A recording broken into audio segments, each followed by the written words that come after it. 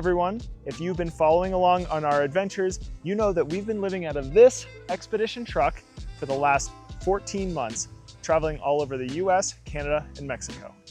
Before we built out our truck, we had traveled in a handful of other adventure vehicles, but we had never lived full-time in any of them. You could call us classic weekend warriors, and moving into the full-time world was a huge transition for us. Over the course of a year, we spent countless hours planning, prepping, and designing our truck before we had anything physical to even work on.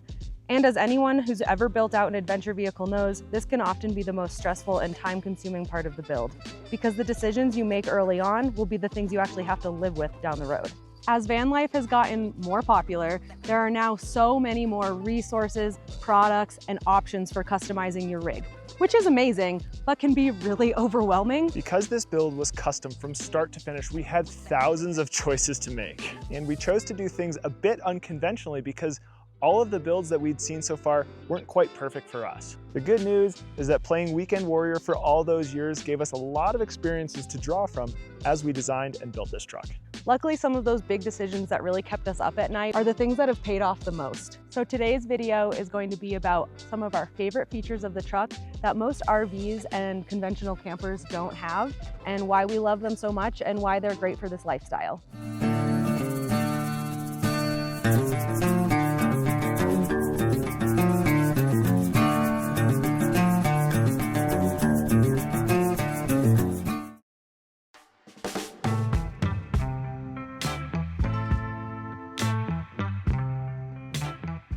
So we've got a bit of a confession to make.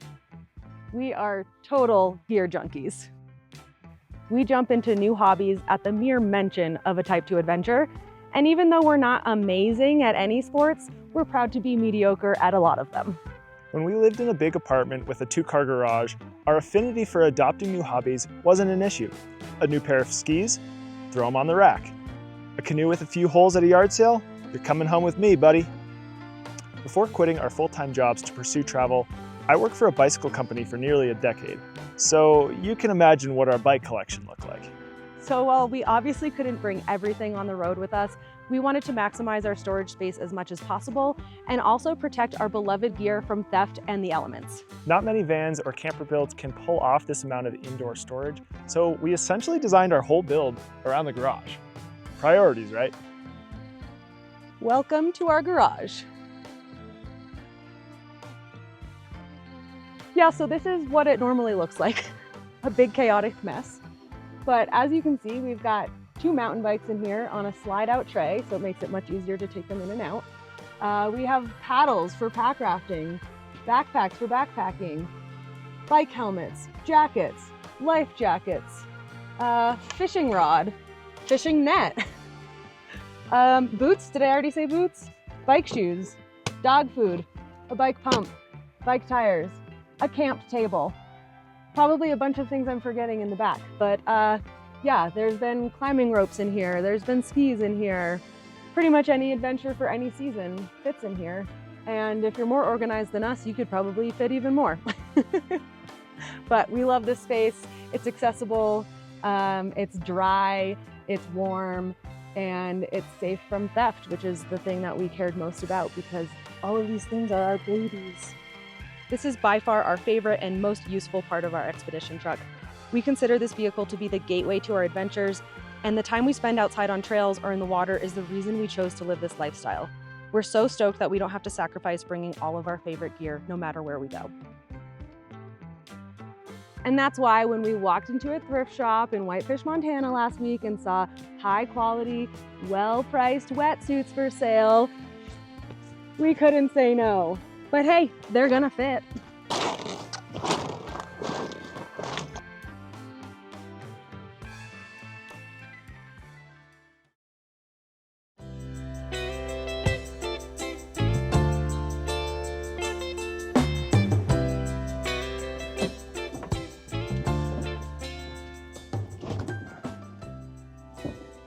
The next thing we're going to talk about is our navigation system. This truck was built in 2007, which is before the iPhone even existed, so it does not have CarPlay. But we added this SSL CarPlay head unit. It sticks out a little ways and it gets you a medium-sized screen. It was just a few $100s on Amazon and it's worked great so far. Biggest selling point of this, it has CarPlay and it works, and then CarPlay lets us use all of the features that we love about our phones.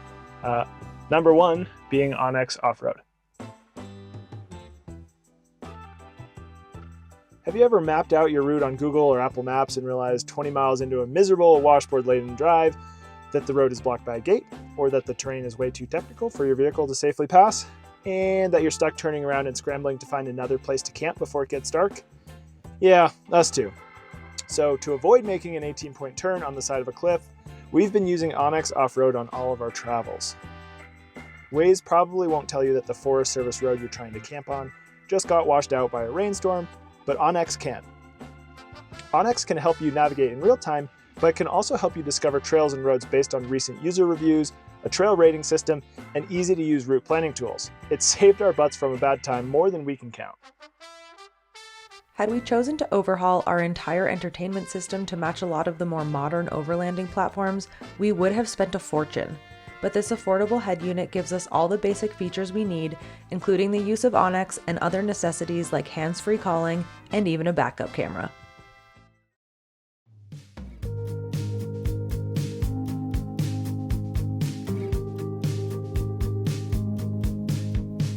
So now let's switch gears and talk about our fridge. So if you have much experience with RVs or campers, you'll notice that this is not the traditional style of fridge or freezer that you often see in those. They are usually the upright style with like the front door and the tiny little freezer that is always covered in slabs of ice. It always gives everything freezer burn, and you can't even fit a pint of ice cream, which, like, what's the point of having a freezer? So we knew that wasn't gonna work for us. The other thing that's great about this style of fridge is that you have a lot less loss of cold air when you open it, because with a normal fridge, the cold air sinks and falls right out when you open the door. This guy, it doesn't lose nearly as much cold air when you open the door to fill or to take stuff out. So a lot more efficient. So we've had an Iceco fridge for the past 4 years or so. We picked one up when we did our Sprinter van build out. When it came time to sell that van so that we could build this, we couldn't part ways with that fridge, so we kept it. So that 4-year-old fridge is still in the truck, keeping our beverages, salmon, and ice cream cold. We just happen to have a brand new unit right here for a different project that we're working on. Hint, hint. The thing that makes Iceco chest-style freezers so appealing for our lifestyle is how versatile they are. The fridge and freezer spaces are completely separate and independently temperature adjustable, meaning that you can use either space as a fridge or a freezer, and you can change it up as your needs change. You may know that we love to fish, and while we were in Alaska this summer, we caught a ton of incredibly tasty sockeye and coho salmon. We had so much fish that we ended up converting the larger side of the Iceco into a freezer in order to preserve all the fresh salmon.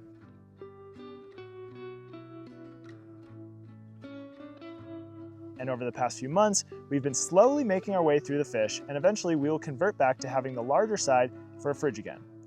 Having a fridge that is so versatile when you live in such a small place is a game changer.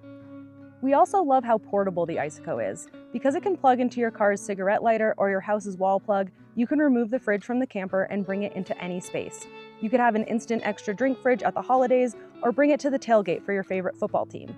Because it's removable from our truck, we can take it out to access our plumbing if we need to, or simply bring it outside and use it as an extra seat around the campfire on a beautiful autumn afternoon. Over our 4 years owning an Iceco fridge, we haven't had any issues with it.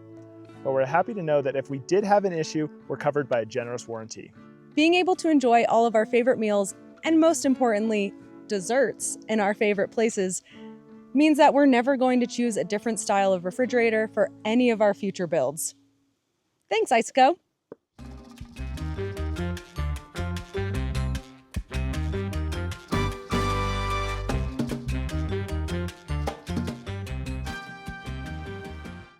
Okay, it's time for a pop quiz.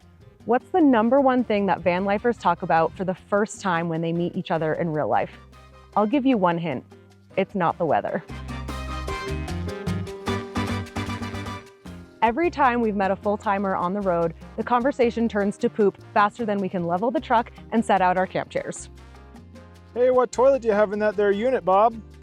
You got a black tank? Oh, how long can you go between emptying? What about the smell? It may sound gross, but everyone who lives on the road is trying to figure out who's pooping into what toilet. It's an important question. There's a lot of products out there now, and not only are they all a little different, but some of them cost a literal ton. Seems like every RV out there has a toilet with a blackwater tank. That's fine for some folks, but with that system, you're dealing with blackwater, and it's not particularly fun. It also means you're relying on dump stations, which can be expensive, and honestly, they're pretty hard to find in lots of places. When we were shopping for a toilet for our camper, we had 3 main criteria. The first, no blackwater, non-negotiable. It's gross. Second, it had to be removable so that we could take it out of our shower to take a shower. And third, it needed to be simple and reliable. We didn't want a bunch of electronics or special items that we had to buy for it. Introducing the Trillino toilet. This is a simple separating toilet that uses a regular trash bag as a liner for the solid compartment. When the liquid is full, we dump it somewhere responsible, and when the solid container is full, we simply tie it off and dispose of it like trash. No black tank to empty, no fancy accessories, and a lightweight design that we can easily move out of our bathroom when we want to shower. Or if we're just hoping to take a poop with a view.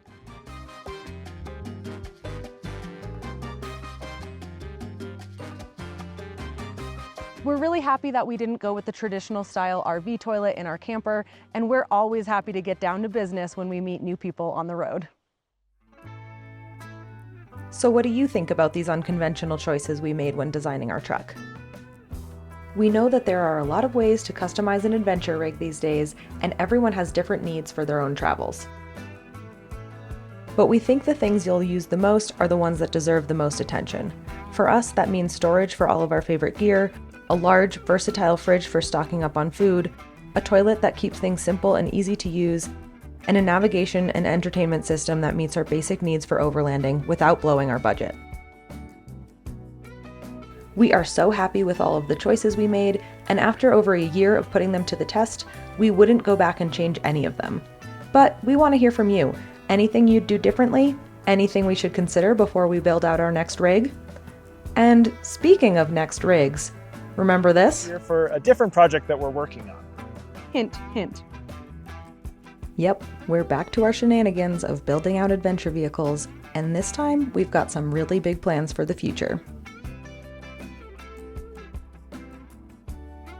If you're interested in what we're doing next, make sure to subscribe to our channel and follow along as we make some big life changes and introduce our upcoming adventures. Thanks for watching, and we'll see you on the road.